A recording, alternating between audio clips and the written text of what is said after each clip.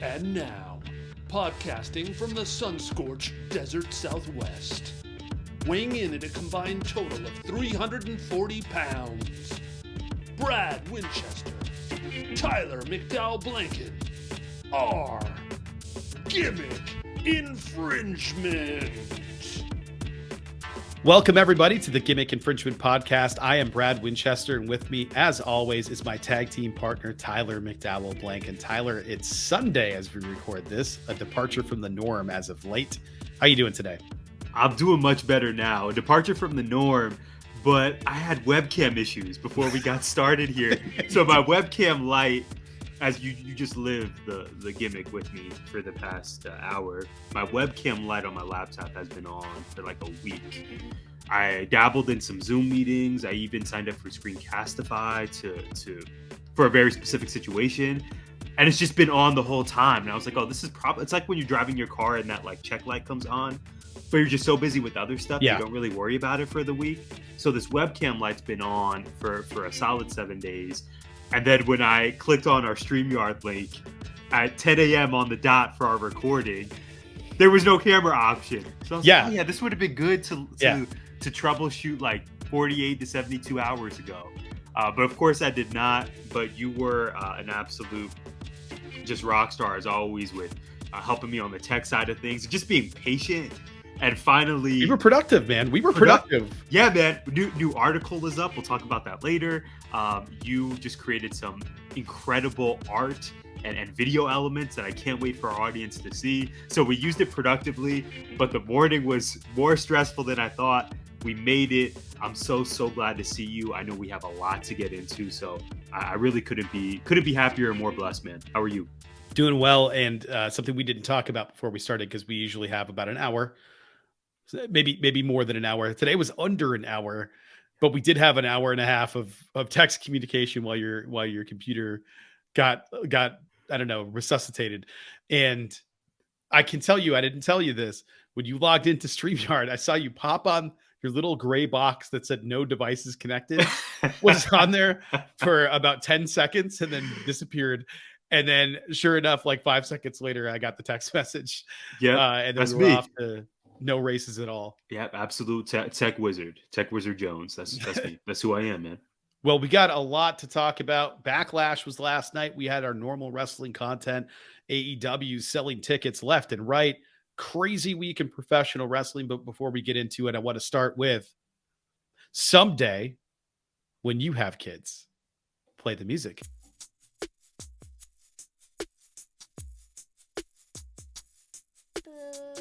And now it's time for I'm crazy. Someday when you have kids.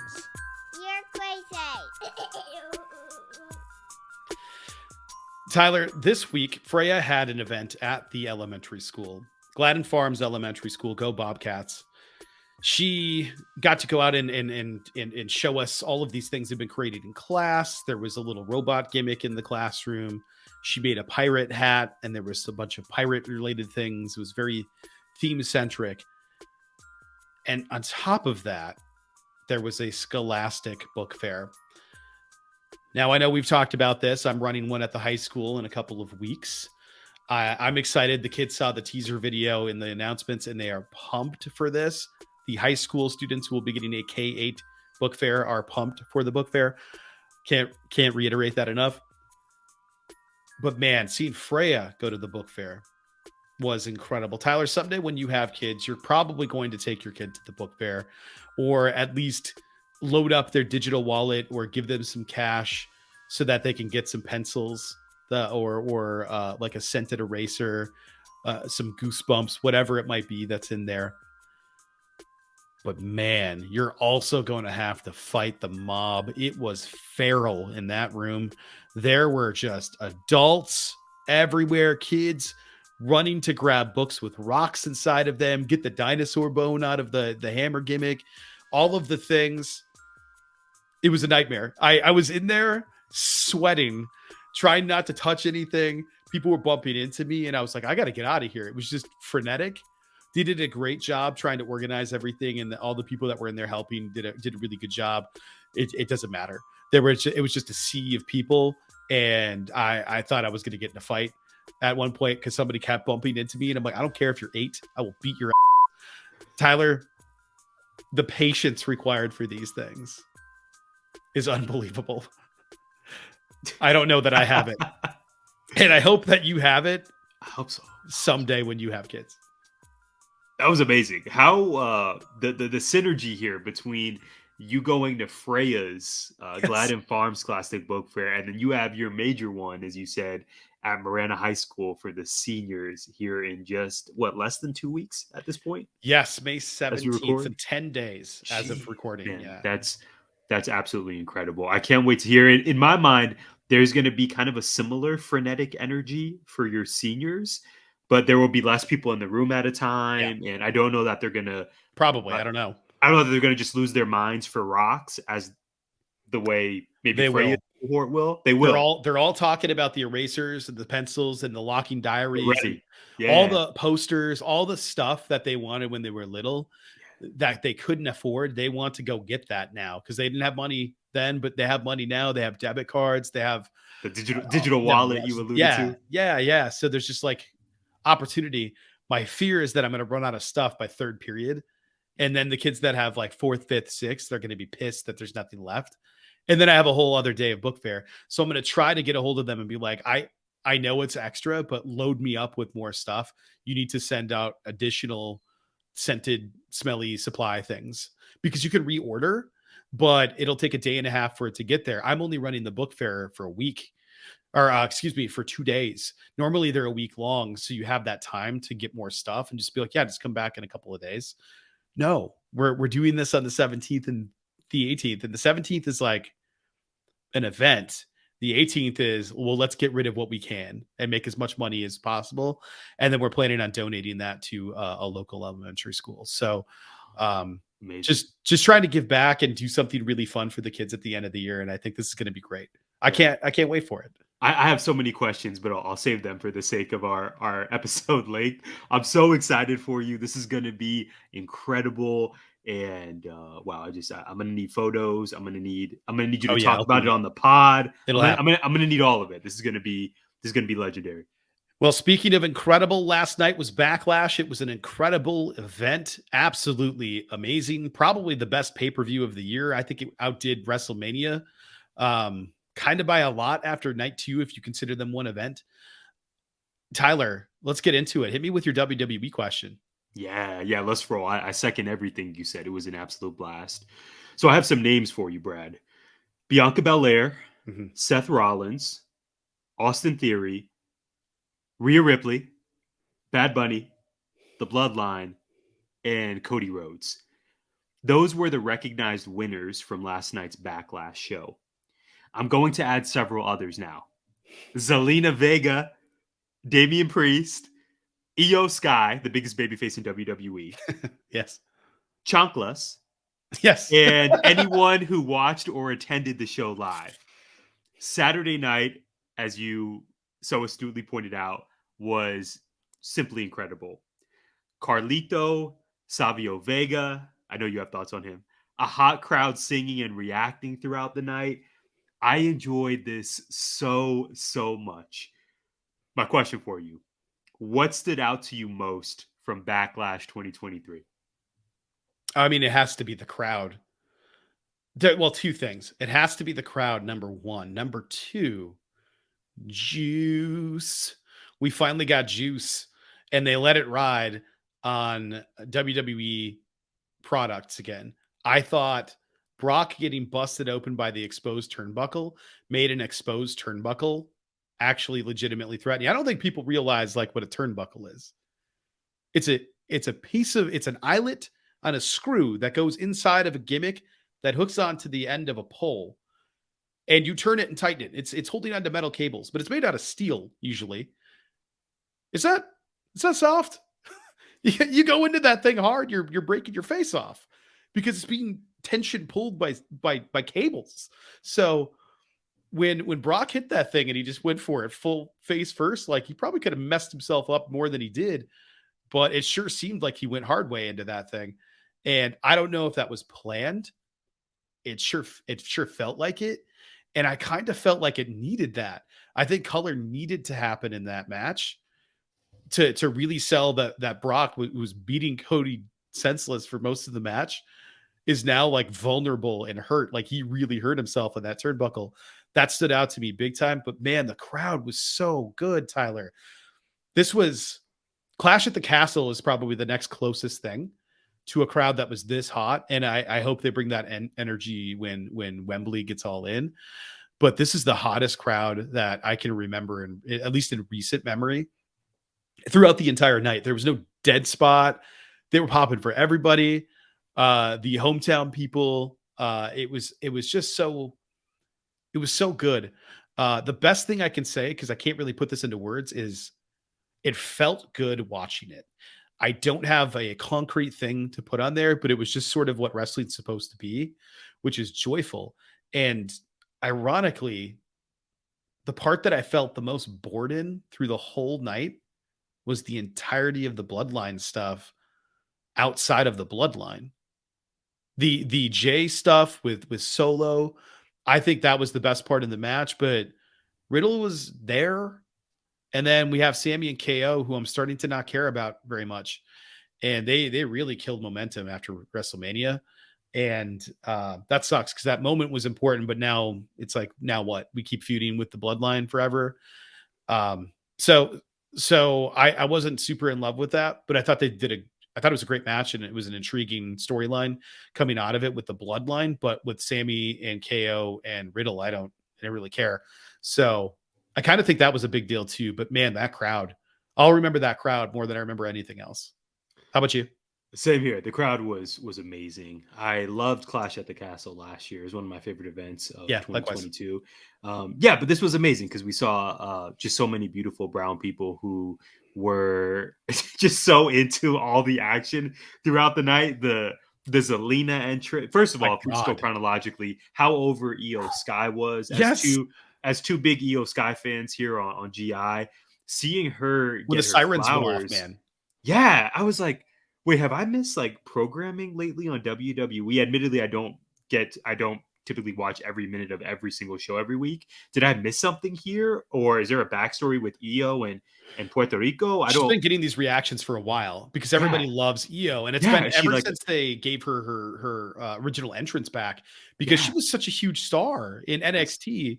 And we knew big things were going to happen. But when they made her just a tag team partner and second or third string in Damage Control, I know that was meant to elevate her. I don't know that it really did, because Iyo already transcended that. So maybe it did its job, but I think we're all ready to see an Iyo run. And I think we're good. I think we're going to get it if last night is any indication. Wow. So the flip of Iyo just being so massively over, I was like, is she like a quarter Puerto Rican? Like, did I miss, is she Boricua? I wasn't sure. So happy she got her flowers. Seeing Bianca work or kind of adapt to playing the heel in a match was really great. The Zelina Vega entire presentation, the entrance. Obviously, I think we're both suckers for seeing professionals get choked up. Like when they show that human element of I'm performing right now, but also I want you to know I'm a person. Really, exactly. So that, I mean, I even just got like tingles thinking about seeing her have that moment. Yeah. The entire presentation of her in honor of her dad who died. Exactly. And then the woman she was squaring off with, Rhea Ripley, playing her role so well. So and just the presence that Rhea Ripley now has, they're absolute superstars. You know, no pun intended. The Bad Bunny entrance was just legendary. It turned into a concert for him. Going shopping cart. I know. It was so incredible. Damian Priest was the unsung hero of last night. He was great. I thought he started so much last night. Yeah. We all knew we could do that, but we knew it. That was the main event to me. I think they should have switched Brock and Cody. Yeah, because there was no stakes there. It wasn't like winner is the number one contender or anything. It was just sort of there. And the way it ended with Cody rolling him up, I know there was some of the fan base online that enjoyed that finish of, Kimura lock and then Cody just, pins him. I wasn't a big fan of that. I thought it was pretty anticlimactic. I thought so too, but it also was Cody desperate this is the only way I'm going to be able to beat this dude, and Right. he's smarter than him. Right. So I understand why they did it, and it protects Brock. I was going to say, we're not surprised. Brock has to look strong in defeat. Yeah. Yeah. So I don't know that Brock needs protecting. Like, what else is he going to contribute to the business that he hasn't already? So I don't know. I thought whatever. That I didn't like the finish either, but that would have made more sense to do that and then go into that main event was very clearly the main event that happened too early in the show. It was pro wrestling at its finest. It was perfect. Perfect pro wrestling. You had, and also shout out to Seth Rollins. We knew this was going to be Omos's best. We knew this was going to be Omos's best match. Yeah. It was. Seth Rollins over everywhere from Tucson to California to Puerto Rico. That the man needs to be strapped up sooner than later. Carlito looks great, as you pointed out via text. He appeared, I think, in the Royal Rumble not too long ago, and he looked like he was in phenomenal shape back then. He still looks like he could go this Monday if he was asked to have a match on Raw. It was great. Savio Vega. I really popped for Savio Vega's offense on Finn Balor and Dominic Mysterio. The entrance to the head. Yeah. So good. It was just pro wrestling, period, exclamation point. Last night, I felt so much euphoria last night that the kind of typical WWE show may not give me. The typical WWE shows are well produced, some really great matches, but this was just a different feeling. Watching this happen in front of this crowd, the euphoria, the callbacks to those of us who have been following wrestling for X amount of years, seeing wrestlers have their moments, Zelina, Damian Priest, etc. This was an absolute grand slam for me. I loved it so much, Brad. Honestly, Savio Vega getting flowers. That dude in like 96, 97-ish, he was one of my favorite guys to watch. He was like this uber baby face before they made him heel, and he just sort of faded into the background.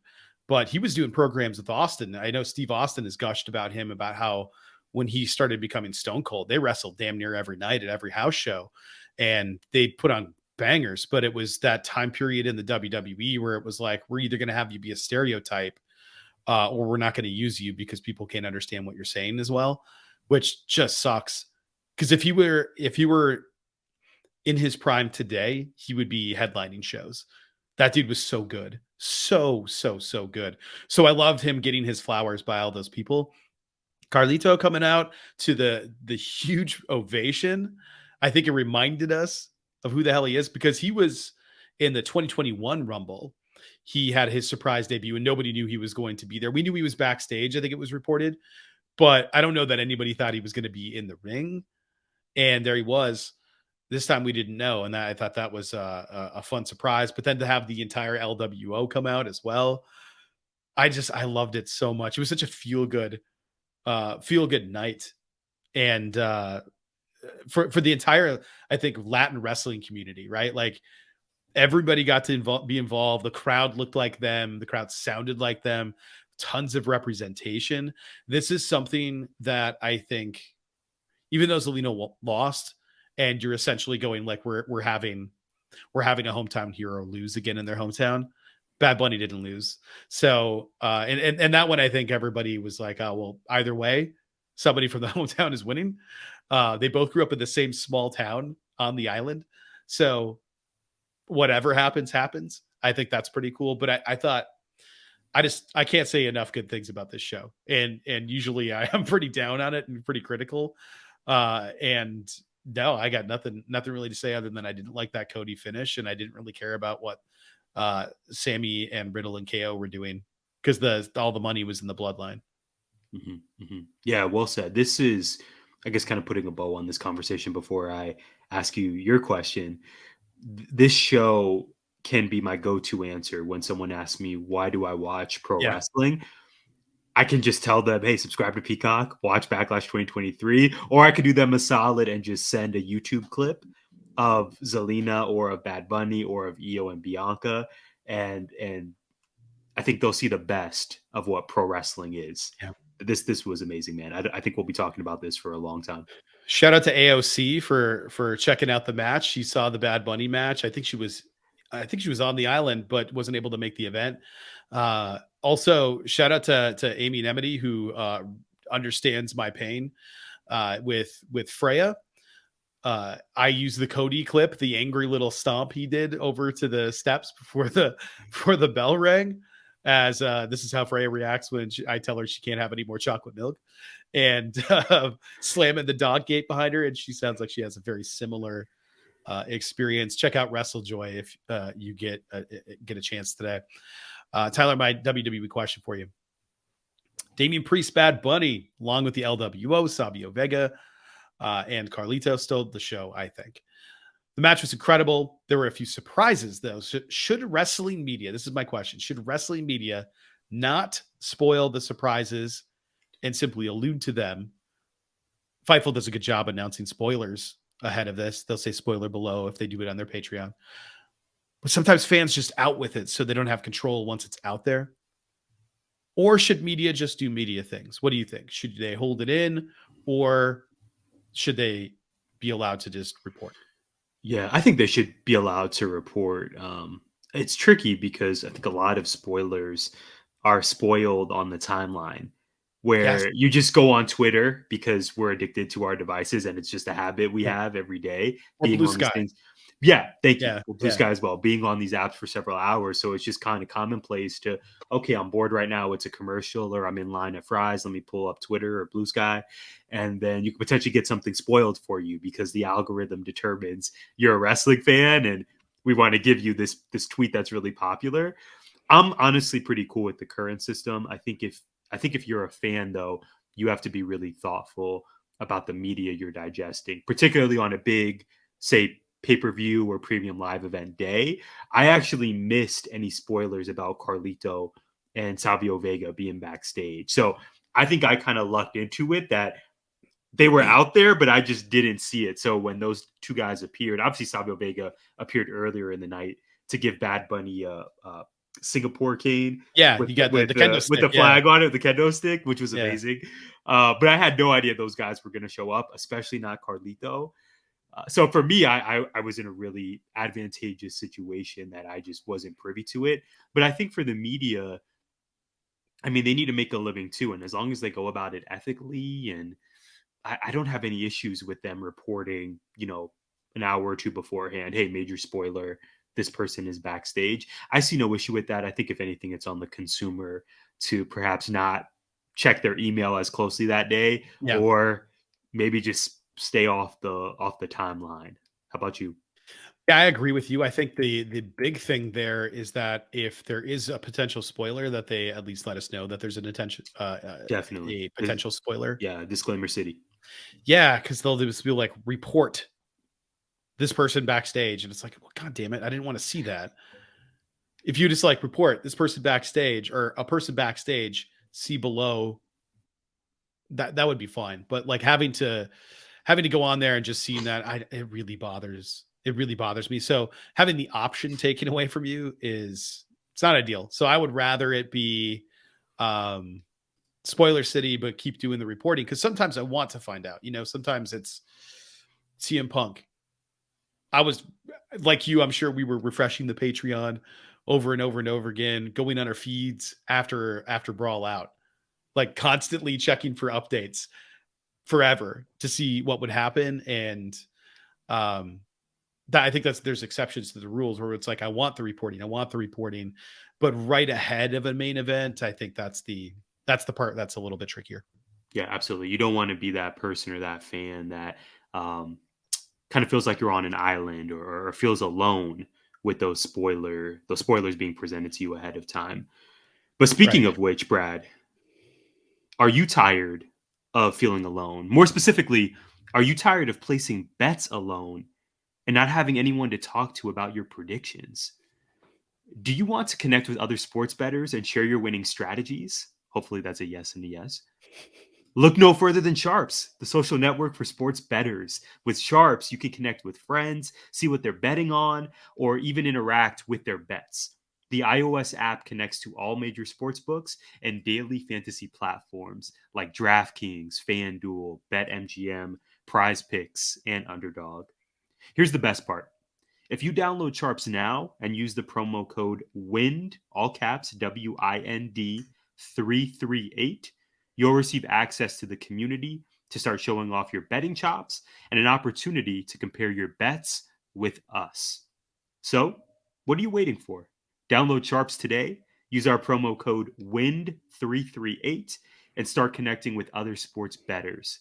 Don't forget to share your winning strategies and interact with other users' bets. Join the social network for sports bettors and take your betting game to the next level. Tyler, last week I won. I am 1-1 so far since this little adventure began, which means I'm like $9 richer, or about no. Actually, I take that back. I think I broke even because I did lose 10 the first week. So, trying to figure out what's next. What do you think? What do you think I should go with next? Yeah, man. Well, I mean, as we record this, we are in the midst of the second round of the NBA playoffs. We've had some heavy basketball talk on recent episodes, which makes me very happy. Got some really interesting developments. The Knicks are now down 2-1 to the Miami Heat. The Lakers absolutely stomped the Warriors last night in LA. I didn't catch the game live because I was watching Backlash, but I saw the box score and they won by 30. Right. So you have some upcoming options here. The Suns are showing signs of life. I don't know, Brad. What are you thinking here, man? Any underdogs you want to take? Can the Knicks come back? Can the defending champs? Can the Warriors reclaim this series? Oh man, I don't know. I'm looking at over and under right now as a safer option. That I'm not mad at that. Just I'm so sad looking at this. It's like, all right, what do I do here? Do you think the Suns are going to combine score here? Suns and Nuggets today. Over or under 227.5? 227.5. Man. Because we did this last week and we went over and you won. Yeah. I'm going to go over again. Okay, we're going over. Our pick this week. We're taking the over. We'll find by the time this airs, you'll know whether or not I won any money. I'm slapping down all 20 on that. All right, we'll find out. Let's go. We'll find out. In the meantime, as these playoffs progress, we have a new article posted on the site, gimmickinfringementpod.com. New article is titled Greetings from Arizona, Devin Booker's Ascension, written by yours truly. Brad, this man's rise, not only in the general basketball community, but in the state of Arizona, has been just completely magical. Obviously, I'm biased. I got the cap on for a reason, hopefully a good luck charm. But conversations I have at work, at schools, speaking with students, speaking with just friends of mine in general, like you, Devin Booker has, to me, clearly become the biggest sports star in the state of Arizona. His ascension has been just an absolute joy to watch. So I wrote a piece about it, reflecting on how we got here, where we go from here, right? He just put up a 47-point game the other night. So talking about how we got here, but then forecasting what could be ahead for him, as I think he continues to cement his legacy here in the Southwest. So I appreciate you on the technical end of things. You got the article up. You assisted with the artwork. Really proud of the artwork. It's really good. Thank you. And really hopeful that you all will give it a shot. Again, that's gimmickinfringementpod.com. While you're there, check out Brad's amazing pieces. He writes about everything from pro wrestling to pop culture to mental health. So we know you'll enjoy it. All right, Tyler, it is that time in the podcast. Hit me with that AEW question. I'm excited for these. Yeah, man. Speaking of things we enjoy, All Elite Wrestling. Let's get into it. We witnessed a Firm Deletion, the official announcement of the Four Pillars main eventing Double or Nothing, the return, words are hard, of Hikaru Shida, and a hilarious segment filmed in Sandy Fork, Delaware. But we got to talk about 50,000 tickets already being sold for AEW All 60 plus already. We're already Wembley. Over 60. And the numbers changed since I wrote this question. We're at 60K. That's the content I come here for, in the words of our friend Jabari Davis. I love that. My question for you, my man. How big of a win is this, not only for AEW, but for pro wrestling at large? Oh, I think this is a huge win. I'm trying to find the actual tweet here. Tony Khan shot it out as of 1 day ago, whatever time that was. They were at 60,000 tickets at a $7.7 million gate already. And that was after 1 day of general ticket sales. So I'm excited to see what that final number is going to be, but this is already a massive W because people were predicting they're going to get 15, maybe 20, and they were going to be happy with that. They're way past that. They're way past that. So I can't wait to see what happens here. I hope it keeps going. They have till August, and I'm sure they'll do some promotional stuff, give some tickets away, that kind of thing toward the end. But I'm pumped to see what happens here. I think this is so good for pro wrestling. I think it's really healthy right now. Pro wrestling is just healthy. I don't know how else to say it. Triple H had liked a tweet. I don't know if you saw this morning. But it was about Wembley. I'm pulling it up right now. I'm filibustering. Liked. Okay, let's see what happened. He liked a tweet that was, dude, if they're doing poorly, AEW, why did Warner just give them another show? TV ratings are an outdated way to view popularity in today's world of cord cutting. WWE has less than half of what they got 10 years ago, but are more profitable than ever. Triple H had liked that tweet and then unliked that tweet, probably because it was, I don't know if he knows tweets are public or if he has an intern running the account. It doesn't matter. The Triple H account liked it. My first thought was Triple H is a businessman. He knows how this stuff works. And he knows that if they're doing that well, that's good. Having competition is healthy. That dude was there for the wars. He was in WCW before going to WWF, reinventing himself and becoming the game. Like, he helped found DX. The man's been through it. So if anybody is on the ground floor of this, understanding how this works, having been in a management position now for longer than his career, I think, having been able to do both of those things, of course he's going to see that, and he understands that is happening.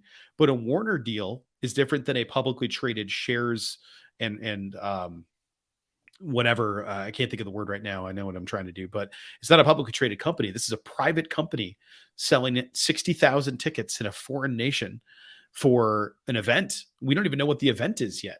It's just before a pay-per-view, which is wild to me. Nothing's been announced for the card.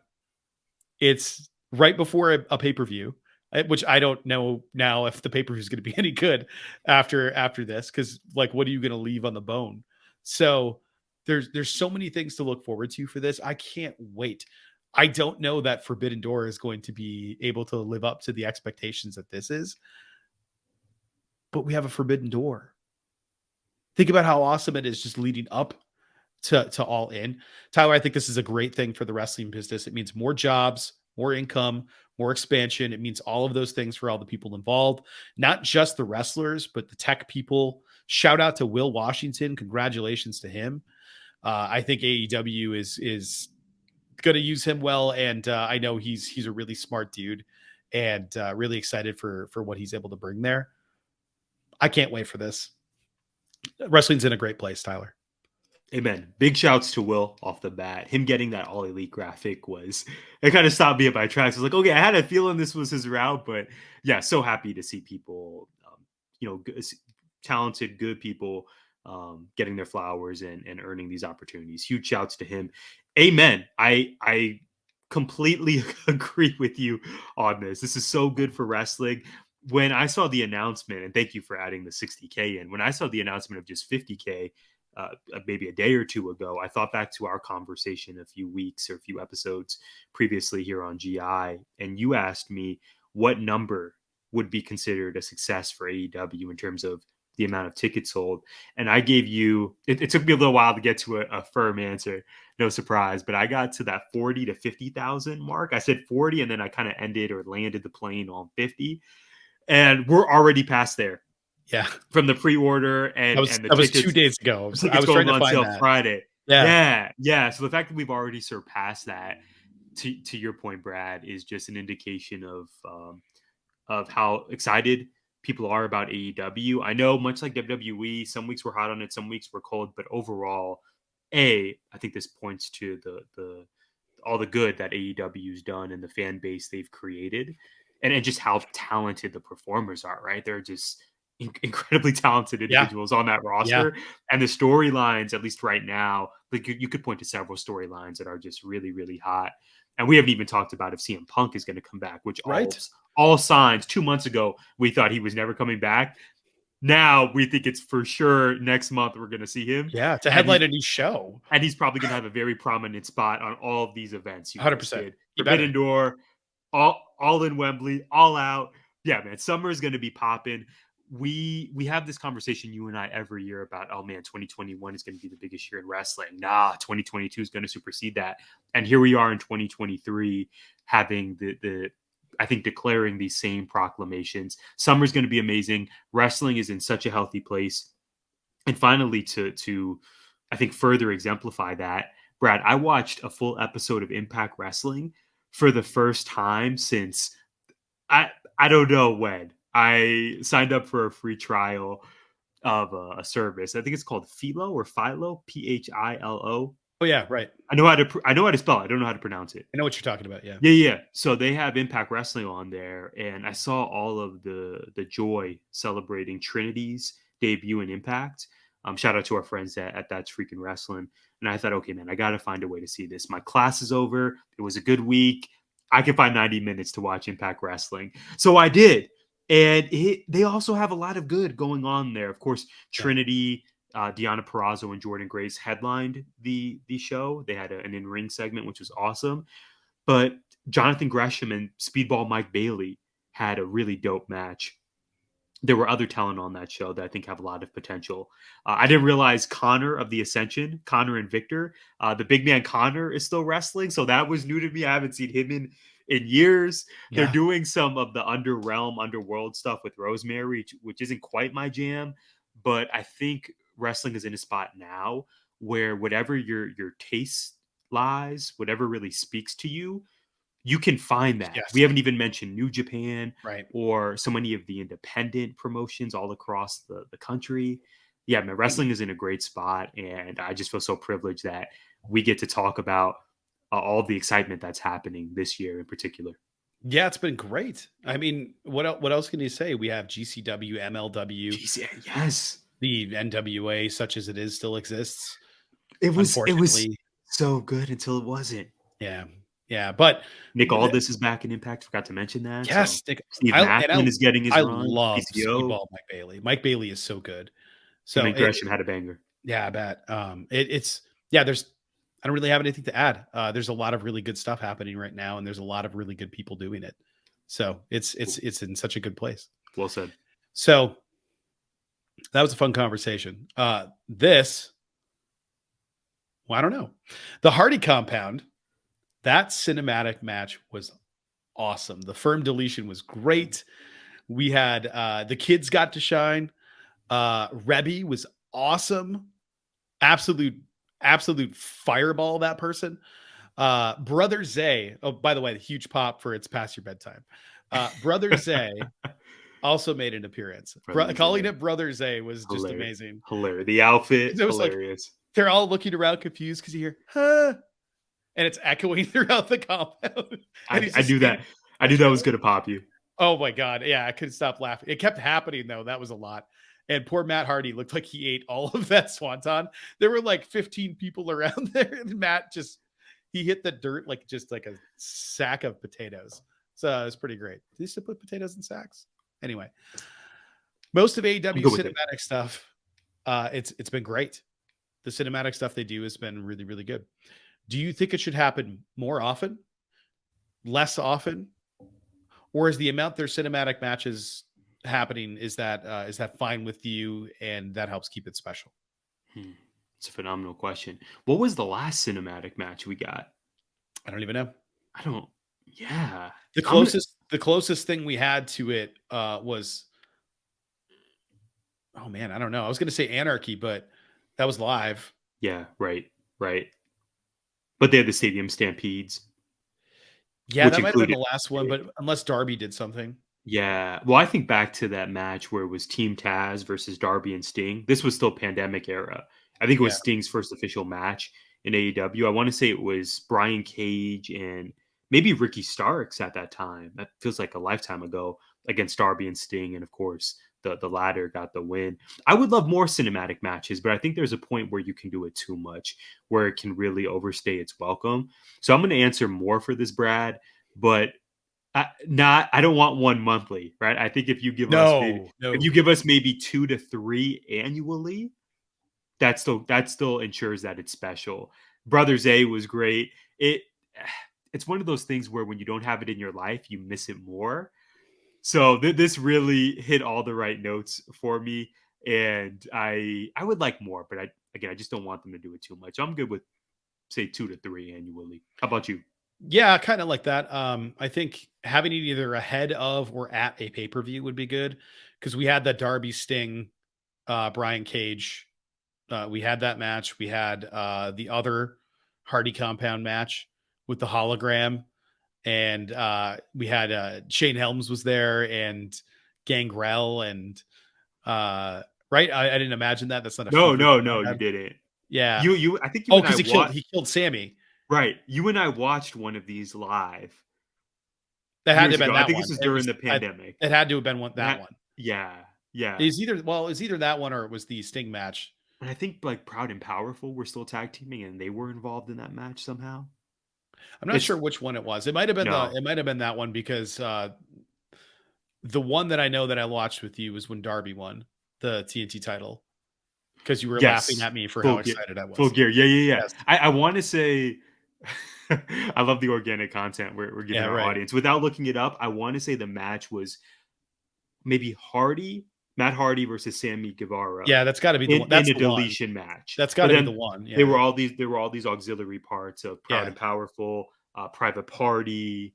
Yeah, I think that may have been the monster truck spooling up. Yes, I think that happened at that Full Gear where Darby beat Cody for TNT. Okay. Let's go with it.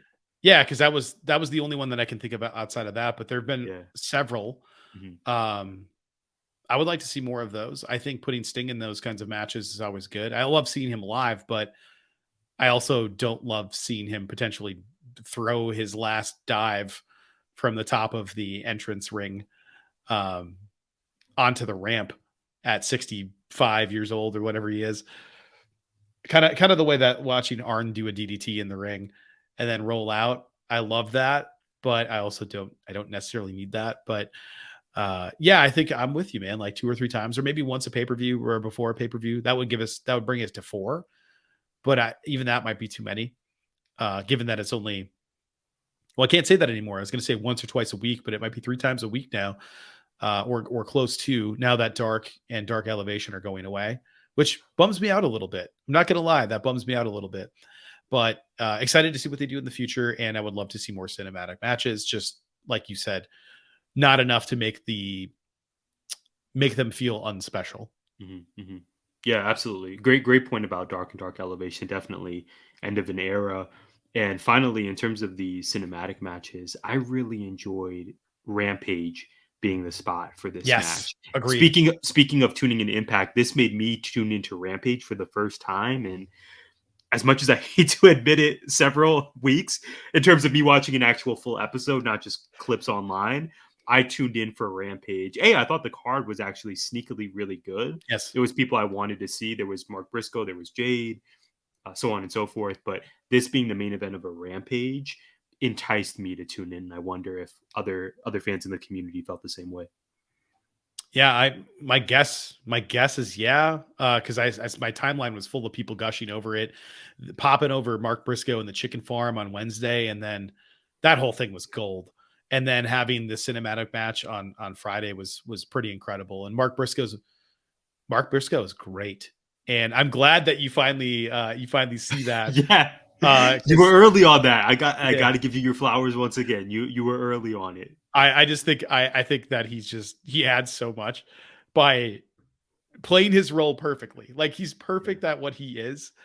And I just love it so much that his dad is basically the same person as a character. I thought that was great. Exactly. And then we got to see his family. The idiot in the coveralls. Which one? Like this. Yeah. It was Saddam Singh in the coveralls. Only the baby. And the fact that I think they were in Baltimore, I believe, for Rampage and Dynamite. Yeah. The fact that Briscoe's family got to go in the ring afterward was Yeah. like, yeah, like this was worth tuning into Rampage. This is really good. I'm enjoying this. Yeah, it was a really solid show. But Tyler, if you're looking to become more solid muscular wise, you got to go to the gym. And you and I have talked about this ad nauseum.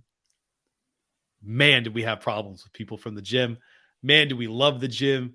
But there are things that happen at the gym that only people that go to the gym understand. It is time for our debut on gimmick infringement of the segment Trap Tales. Let's go.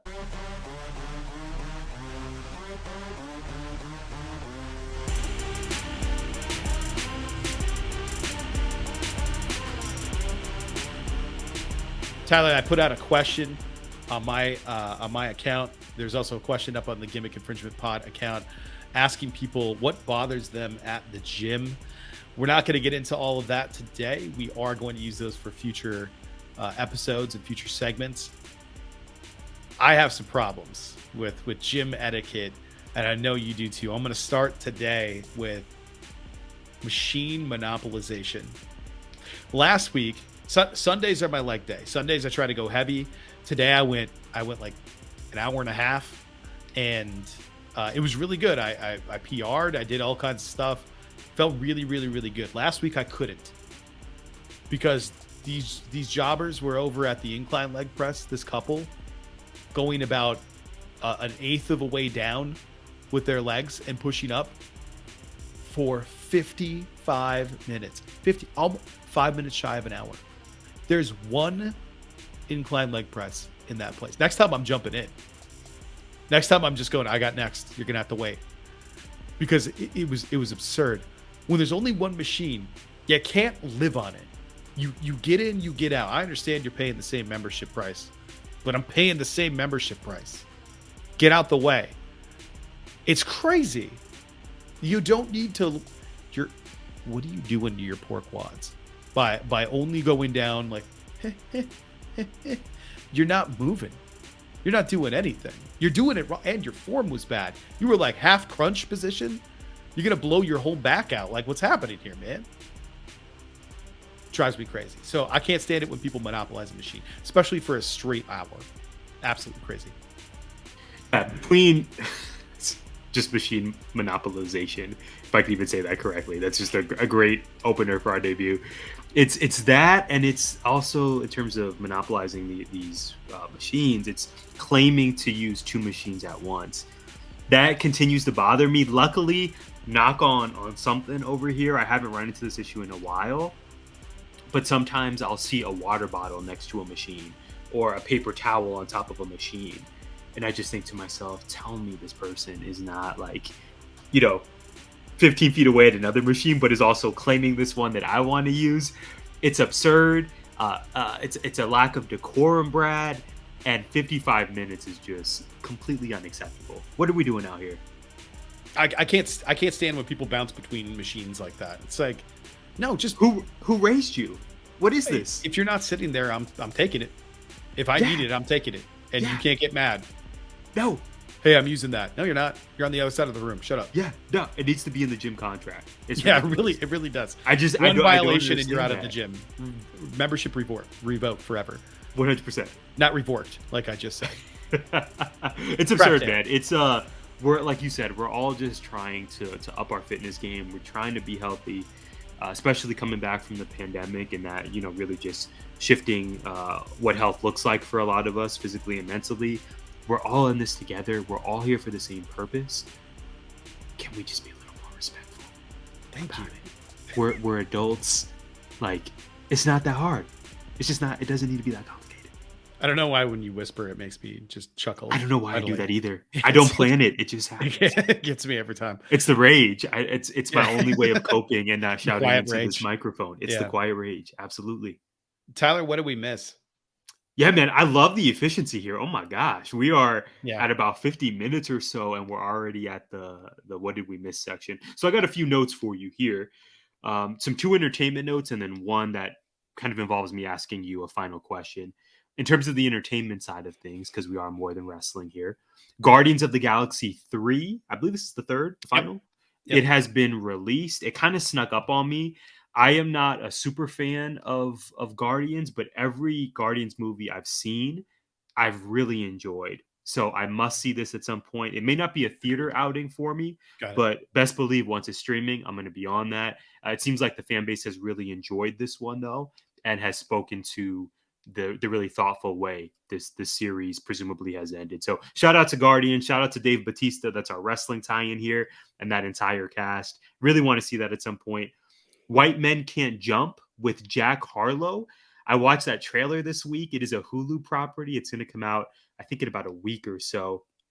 Brad, I was ready to hate on this, but the trailer looks kind of good. I think I'm going to try to check this out as well. All right. And then my final, what did we miss? This is where I ask you a question. Somehow, the past 2 episodes, we have not jumped into this. I simply want to know, how do you feel about Aaron Rodgers being a New York Jet? I know both of us have complicated feelings on the National Football League. Any thoughts, visceral or otherwise, about his time in Green Bay officially coming to an end?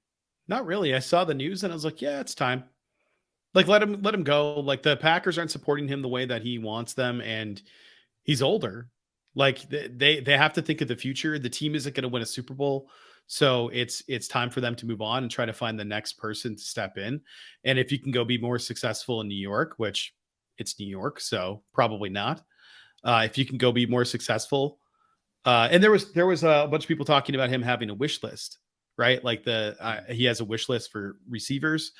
No, that's not true. No, that's not true. No, that's not true. Suddenly he goes to New York and he's rehiring all of his people, his buddies. Randall Cobb is going there. Randall Cobb is still in the league. I love it. Yes. Yeah, I know. Good for Randall Cobb. Yeah, why not? Get those passes. Yeah, so I'm excited to see what he does there. As long as he doesn't send any dick pics to any interns, he'll already have improved his time from Green Bay to New York than the last quarterback that left Green Bay. And hopefully doesn't scam the people of Mississippi. Yeah. That'd be good. Yeah, no. Mm-hmm. Volleyball is important, Tyler. That's what I hear. Yeah. Yeah. So I don't really bye. Thanks. I don't have complicated feelings. He's like the greatest Packer quarterback of all time. I think inarguably at this point, people will say, no, it's Favre. You're out of your mind. Efficiency wise, all of that stuff. Well, Favre got to 2 Super Bowls. So what? He lost one to the most iconic John Elway moment of all time. So I'm good. I'm glad that he left on what seemed like pretty good terms. He announced his intention before the season started, all of those things, and they made it happen. So what I'm looking forward to is next year's draft, where maybe Green Bay can pick up a couple of options or trade up to get a better quarterback, because they have 2 first-round picks. And with Rodgers leaving and their defense in shambles and no receivers to speak of, I don't think it's going to be that hard to get a number 1 pick for them next year. They're going to be pretty bad. It's the Jordan Love era. I think we might just be skipping over. Yeah, it's going to be bad. You think so? Oh, it's going to be bad. Okay. Yeah, I'm thinking like we're going to have to revisit this. Maybe 6 wins. It's going to be double what the Cards get. they tampered for Jonathan Gannon. What are we doing here? This is why the Devin Booker article is so important, because the man is giving us hope for this. There's so many passionate fans here in Arizona, and the best we get right now is the Arizona Cardinals with an inept owner, some jobber coaching them who got torched by Pat Mahomes, a GM who gets caught tampering. Like, this is ridiculous. We got the Mercury, thank the Lord. BG is back. We got the Suns. Hopefully they're resuscitated and win this series against Denver.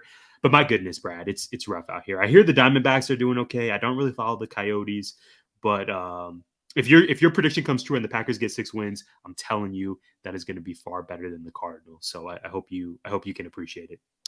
I am trying to find out when. I don't believe I have FS2 or Fox Soccer Plus because I don't pay for that stuff.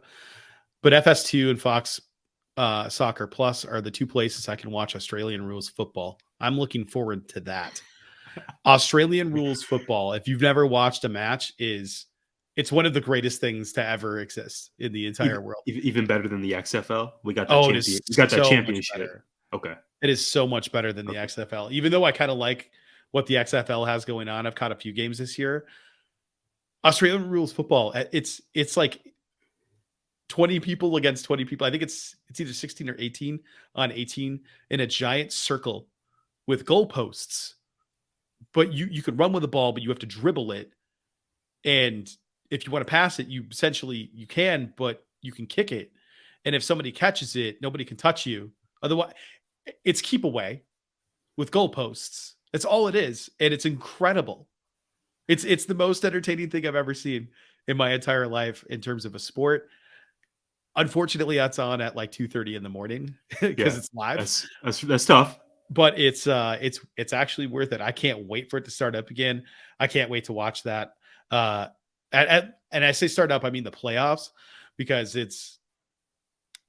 I am not watching the current season. I have a life and work, but in the summer I'll have less of a life, and I'm looking forward to that. As far as this week goes, Tyler, I'm not really looking forward to much other than the week being over and then getting into the next week and then that week being over. I need to get to May 26th. That's what I'm looking forward to this week, is getting to May 26th, which won't happen this week. How about you? What are you looking forward to? It's coming up. We got a graduation. We have a commencement ceremony for the college this week. So that'll be busy. But other than that, man, I think like you, just kind of getting excited for summer. Obviously, I still do the Monday through Friday gimmick during the summer. But like you said, it's definitely a sign that we can all exhale. I'm just really going to bask in not having class for another week and change, because Lord knows I needed it. I needed the serenity. Can't wait. So we got a commencement ceremony to celebrate grads, which should be awesome. And then I'm just going to bask in not having any discussion posts or Zoom meetings with classmates at 7:30 p.m. That's basically where I'm at. Or 9. Or 9. Never. Not going to happen. Whatever that might be. Whenever that might be.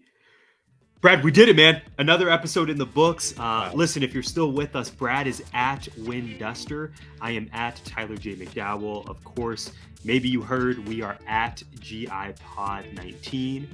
And speaking of hearing, if you are hearing and or seeing this right now, thank you so much. Please know that every single listen, watch, like, retweet, text, everything, it really means the world to us.